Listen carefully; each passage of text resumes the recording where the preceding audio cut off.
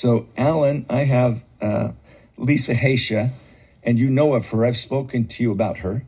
I don't know if you have an appointment to interview her, but she's a wonderful woman. I have her on the phone, and I'm going to tell her about the miracle that you are and the miracle we've created. And you'd ask me, tape it sometime. So this is my best effort. So here's what happened, Lisa. In 2012, I do a BWIS session. In 2012, it wasn't called that. So a BWIS session, people pay $5,000 to come and they just be with me. And I've got 4 waiting for the coronavirus so they can come here. So they're just 4 sitting there. And I've had about 6-8 months in a row waiting, but with no landing. I'm not taking more till we see what we've got. So Alan was doing the equivalent of that, whatever that would be in 2012. When he communicated with me in 2012, he let me know he was 28 years old, that he was from Australia, and that he specialized as a coach. He coached savants, prodigy children, and gifted children. That's his specialty. So if you have a child, and you do, Ava, if you had someone that's like way off the charts, they have this man work with the thinking of that person. That's at 28 years of age. So we set up a time, he comes and meets me, and he's the listener is what gives the power. I wasn't any different than I am any time. I'm always me, I'm expanding, but it's pretty much, I'm consistent of who I am. But the way in which he could hear me, listen me, experience me, I don't know how far into our conversation, he said, Steve, you ought to write a book. And I've said to him and hundreds of people before him, I said, Alan, I will never be writing a book. My book is my life. There's nothing I want to try to teach someone else to do or live. I want to be the example of that. I don't want something that's not me, that's written about some puffery thing. And I said, I got a lot of clients who write books about themselves and they don't live that life. And so I won't ever be doing that. And then, to some people, that just sounds like, oh, yeah, come on. You get a book, you get famous. And so I said, no, I won't ever be writing a book. So we had a great experience together. We had our experience, which isn't anyone else's. People think, wow, it's going to be the same kind of experience. No, it's as different as whoever's sitting with me. So he goes away back to Australia. And I could have the dates a little off because, I can't remember all the dates. But I think it was early 2013 that he decided to write a book, and he wanted to put his experience of me in the book. So he sent me either a copy of the manuscript or email of the chapter and said, is this okay? And I said, certainly. And then he sent me a hard copy of the book, and I have a bunch of those where people have written something about me, 4 dozen. And I said, then another experience, and we would communicate, but it wouldn't be like, this wouldn't be my best friend. It's a guy I know is here, and we would communicate occasionally. So it's not like like he's tight with me or I'm tight with him, but we both have great respect, but there's not a ton of communication, but it's not like we never spoke. So on multiple occasions, I think he wrote another book, and I don't remember if he put something about me in it, but I think we had a second experience like that or something similar. And then on occasion, we would email each other or something. And I believe I sent someone his way, and I always respect him. So when I see Alan D. Thompson, whenever I'd see communication, I'd always light up. And sometimes I think I would tag him on certain posts.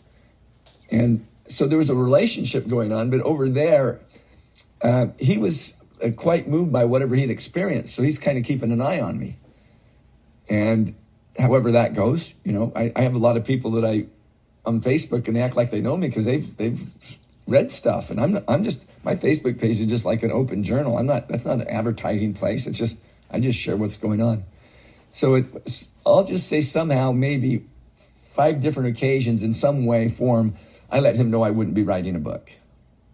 And on April 19th, that's not even a month ago, is it? No, it's not even a month ago. On April 19th, I wake up, I go over to my computer, and there is a email from Alan Thompson, Alan D for David Thompson, and it starts something like this. And I'm going to just give it plus or minus a percentage. It's written, and it's going to be part of what he's doing. So he's got it verbatim because he wrote it. But it says something like this. And it says what he says, and I heard some other things. So what I heard was, I've been nudged by God to write a biography on your life.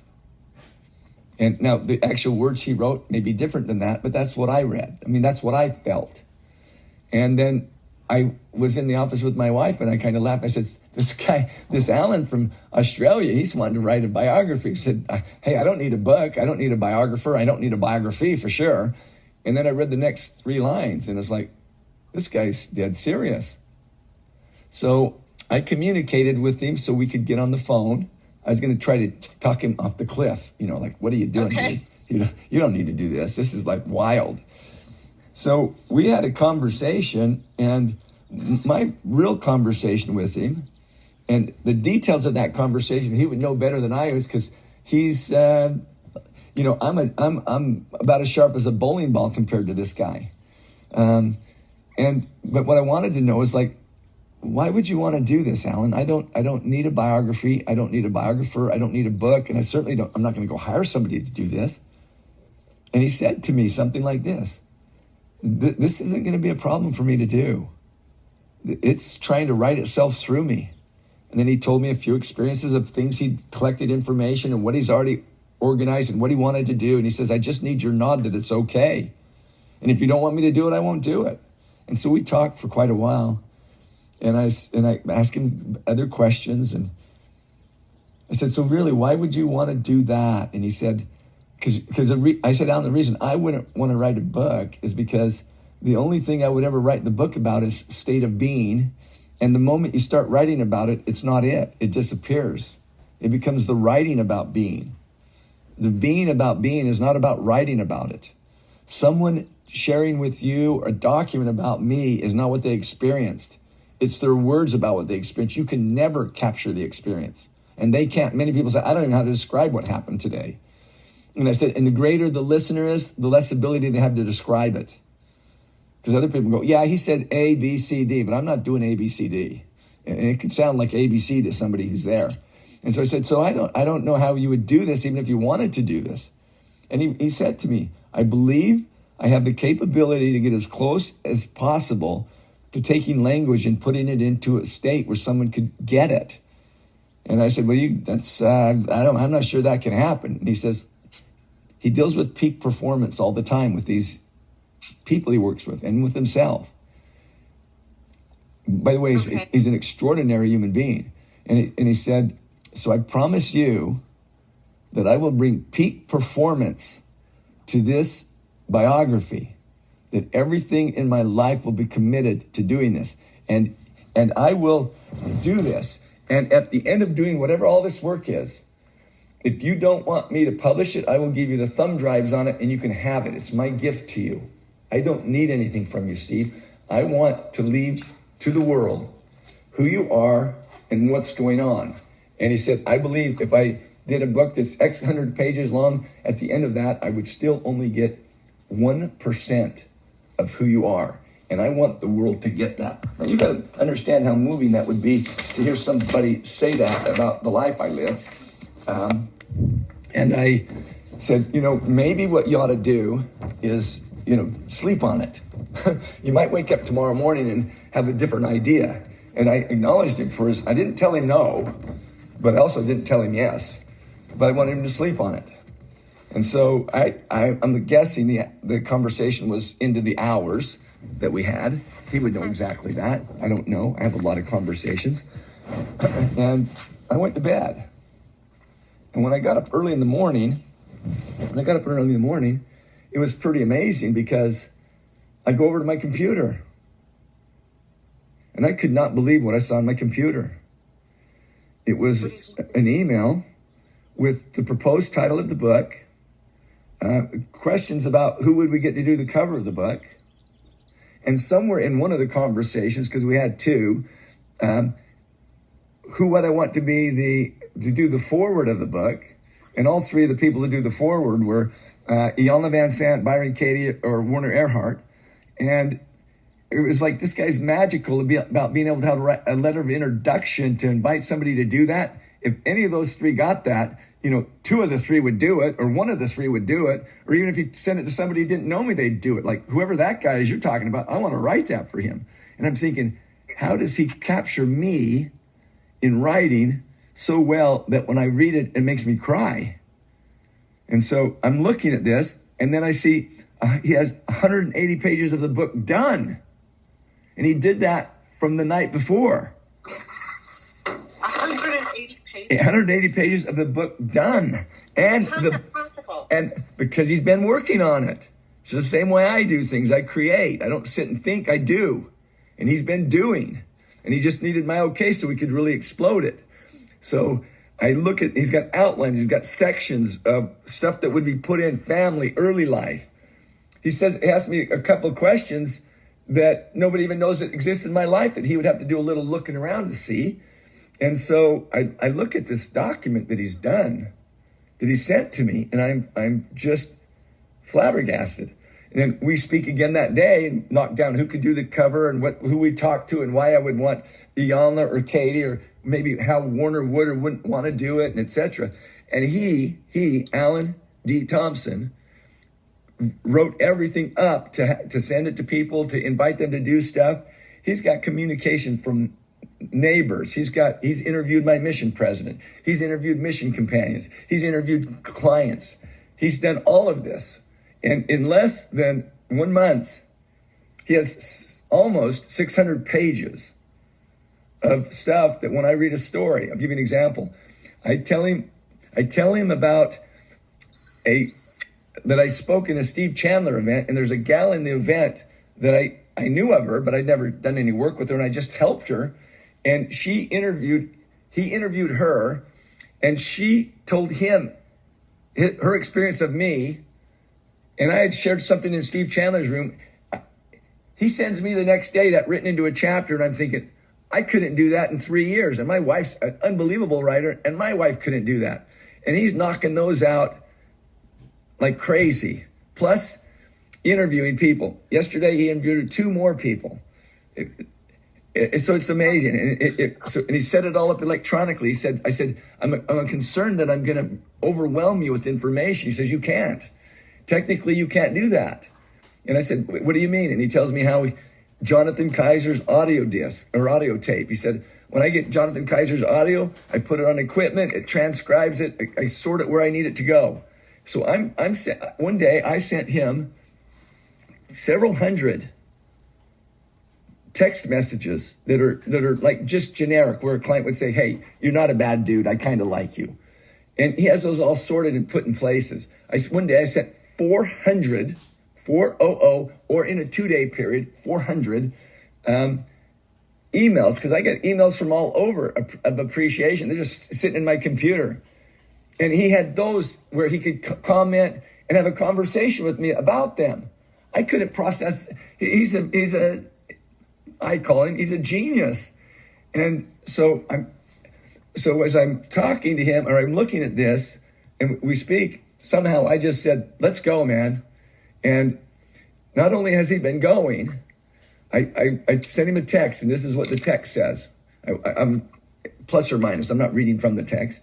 I said, Alan, the first major proof that I know that God knows me and loves me is that I was in London, England. I'd never been to Arizona in my life. And I went for a weekend to go to Arizona. My mom had moved to Arizona, and I wasn't planning on that. I was going to live in Utah where I grew up. And I said, I go to Arizona and I speak for the weekend, and a guy in an audience comes up and invites me to meet Amy. And I'll just give you that short bit. He knows the whole details of it. So that, and then after I asked her to marry me before I kissed her, and then several weeks later, I was going to be here a weekend. I drive away, and she's still in high school, and I write her by mail, and I marry her. It's the greatest thing that ever happened. I said, Alan, the second greatest thing to prove that there's a God is there's a man, he's prepared to write about my life when I didn't need my life written about. And that's you. And I sent him that text. Then, after this has been going for a while, I shared with one of my clients, Scott Parker. I was telling him about Alan D. Thompson and all he's doing. And I loved the man with all my heart. I was telling Scott, and he said, he said, Steve, slow down. I said, what do you mean? He said, you're talking to this guy like he's some guy that's the only guy in the world that surfs like that. And I said, Scott, I've never experienced this. He said, this is how every one of your clients feel, Steve. He said, you are experiencing being served by yourself. And I began crying with my friend Scott Parker. Then, this is a short version of a story. There's a guy I've not met yet that's had 4 near-death experiences. He's paraplegic, and I've been working with him. I've lined him up with a girl. I didn't know he knew her, and they liked each other, but I kind of hooked it together by having conversations with the two of them to see, hey, you guys are really in love. And she's a 10. He's a paraplegic in a wheelchair, and she's a twin sister of one of my clients' wives. And I read his book, and he has so many experiences of being with God, about to die, and God says, no, you need to stay, that I was sharing, and I still haven't seen him to this day. I spent time with him on the phone, a lot of time. And I called him and tell him about this Alan D. Thompson. And this guy's really just mellow. He's had every experience you could have. There would be nothing that would surprise him in life. A bolt of lightning could hit him, and he'd just like, okay, what do I need to do to stay alive? And should I? And how can I be? And who will I meet? And I tell him, and he says, his name is Brandon Sulzer, S-U-L-Z-E-R. And if you want to get a book that'll blow your mind, get his book called We Are All Paralyzed and read it. Or get it on Audible. It's about a 2-hour listen. It'll blow your mind. So I'm telling him, and he says, Steve, can I say something to you? And I said, sure. He said, now you know I've had some experiences with God. And you know I've had brushes with death. And I know the voice of God.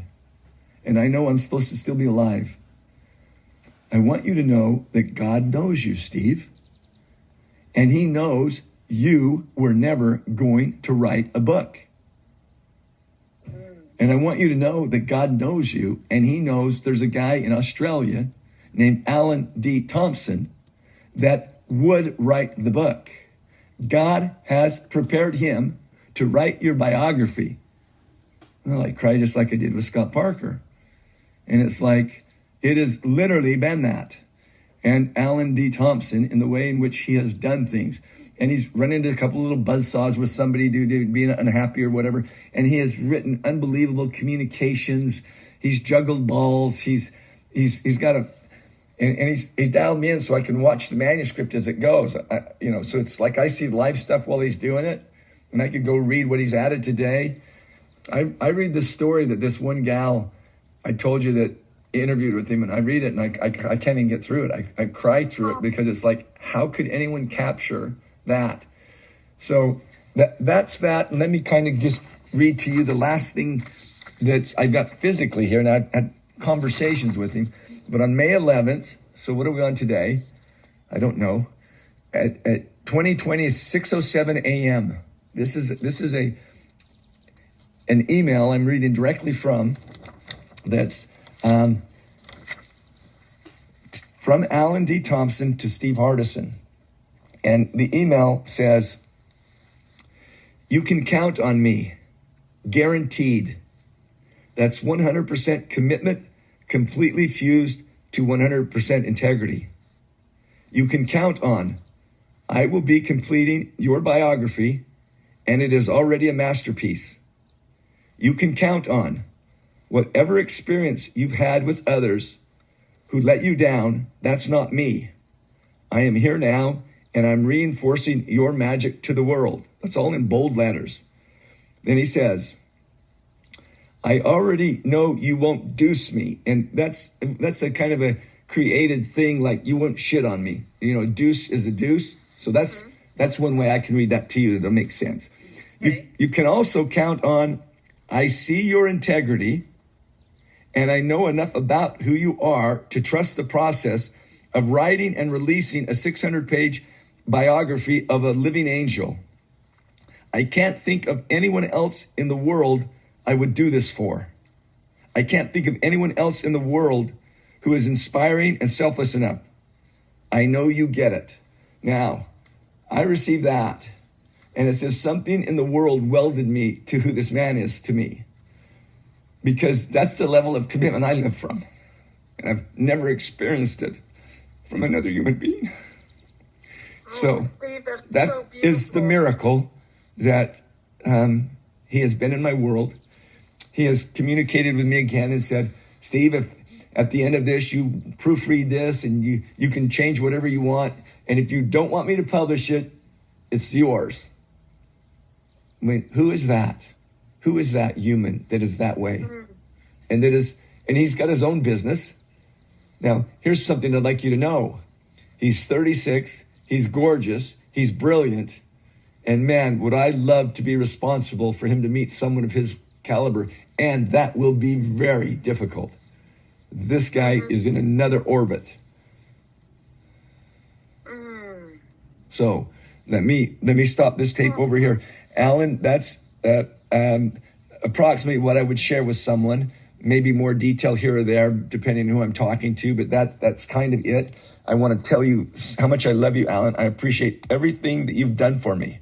And I'm sorry where in this communication, it isn't even sufficient to express my appreciation to you for your talent, for your genius, for your ability to write, for your ability to communicate, and for your ability to sacrifice to assist me. And like I said, I don't need a book. I don't need a biography. I don't need a biographer. But man, I've never had such a spiritual release in knowing that who I am and what I've done could actually impact some other people that I won't even know. So I thank you with all my heart. Have a good morning. I'll send this to you when I get time today. I love you.